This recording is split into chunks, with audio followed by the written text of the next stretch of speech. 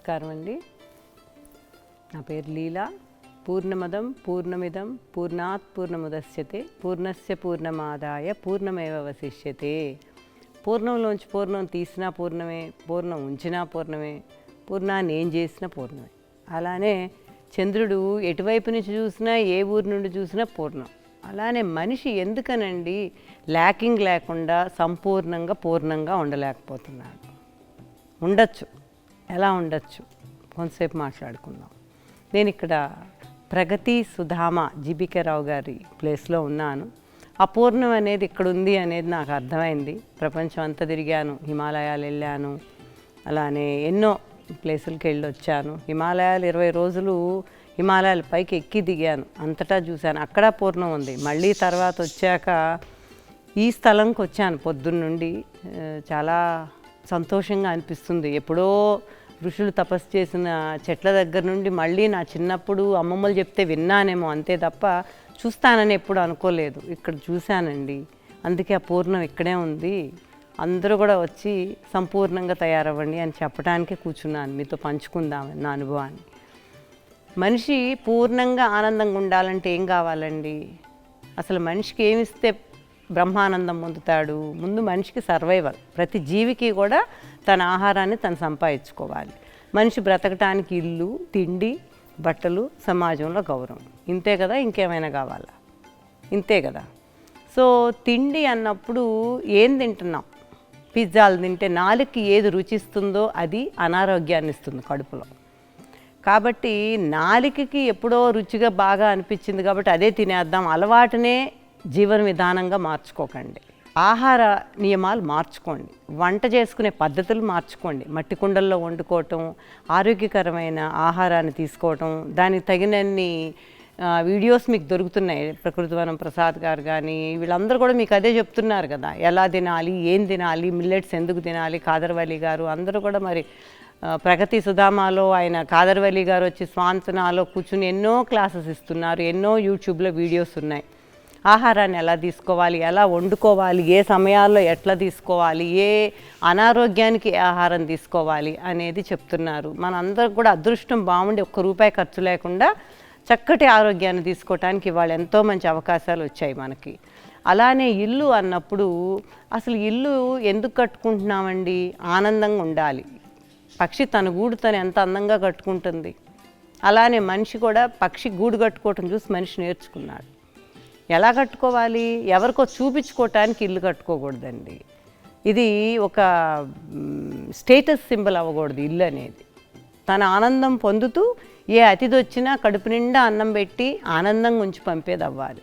ఇంటి లోపలికి వచ్చాక నీ యొక్క ధనానికి సంబంధించిన గొప్పతనాన్ని తనకి చాటి చెప్పాలి అనే ప్రయత్నం కన్నా కూడా ఆ మనిషి ఎంత ఆనందంగా ఉన్నాడు, దేవాలయంలోకి వెళ్తే ఎంత చక్కగా ప్రసాదం తిని ఆనందంగా ఉన్నాడో అంత ఆనందంగా ఉన్నాడా లేదా అని చూసుకోండి. అది గృహం అంటే. అంతేగాని మార్బుల్ వేసామా, ఎన్ని లక్షలు ఖర్చు పెట్టామా, ఎన్ని కోట్లు ఖర్చు పెట్టామా, అసలు ఇలాంటి ఇల్లు నువ్వు కట్టలేవు, జన్మకి నువ్వు ఎప్పటికీ కట్టలేవు, ఇక్కడ నువ్వు రావటమే నువ్వు అదృష్టం ఇలాంటి ఇంట్లో అనే భావనతో ఎప్పుడు ఇల్లు కట్టకండి.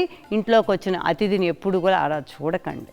ఇల్లు కట్టేటప్పుడే అనుకోండి ఇది ఒక దేవాలయం, ఈ ఇంటికి ఎవరు వచ్చినా కూడా భగవంతుడుతో పాటు ఉన్న మేమంతా భక్తులము, చక్కటి ప్రసాదాన్ని పెట్టి గుళ్ళో పొందిన ఆనందాన్ని ఇక్కడ ఇస్తాను తండ్రి అనుకుని కట్టుకోండి. అలానే ఇంటి లోపలికి వచ్చాక బాగా పాలిష్ రాళ్ళు వేసేసుకుంటున్నారు. కాళ్ళు వెచ్చగా తల చల్లగా ఉండాలండి. కాళ్ళు చల్లగా వేసేసి మార్బుల్తో బ్లడ్ ఫ్లో ఎలా ఉంటుందండి? కాళ్ళు వెచ్చగా తల చల్లగా ఉండాలి. మనిషి నడుస్తుంటే దానికి తగినట్టుగా కట్టుకోండి. వెనక పేడతో అలుక్కునేవాళ్ళు. అలుక్కున్నప్పుడు ఎలా ఉండేది? కాళ్ళు వెచ్చగా ఉండేది. టెంపరేచరు చలికాలం, ఎండాకాలం దానికి అనుగుణంగా మారుతుండేది. ఫ్లోరింగ్ కూడా రక్త ప్రసరణ బాగుండేది మనిషికి.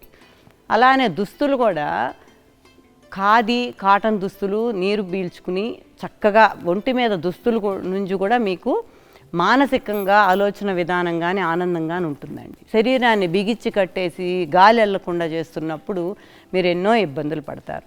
చక్కటి కాటన్ వస్త్రాలు, హాయిగా సుఖంగా ఎవరో చూసి మనను గొప్పగా అనుకోవాలనే ఒక పిచ్చి ఆలోచనల కన్నా కూడా చక్క సహజ సిద్ధమైన మన ఇండియన్ ఖాదీ, మన ట్రెడిషనల్ వేర్తో మన వెదర్కి సరిపోయిన దుస్తులు వేసుకుంటే చక్కగా ఉంటుంది.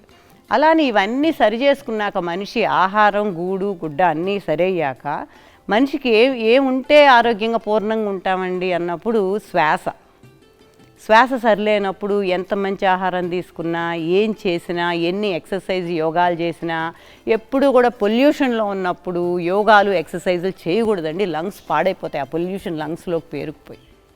కాబట్టి తప్పకుండా కూడా మనం పొల్యూషన్ లేని స్థలంలో జీవించడం చాలా ముఖ్యం. మీరు ఎన్ని లక్షలు సంపాదించారు, ఎన్ని కోట్లు సంపాదించారు అనే దానికన్నా కూడా మీ ఆరోగ్యమే మహాభాగ్యం. మీ ఆరోగ్యమే సగం మీ ఆస్తి. ఇంకా అదే లేనప్పుడు వేస్ట్ అండి జీవితం.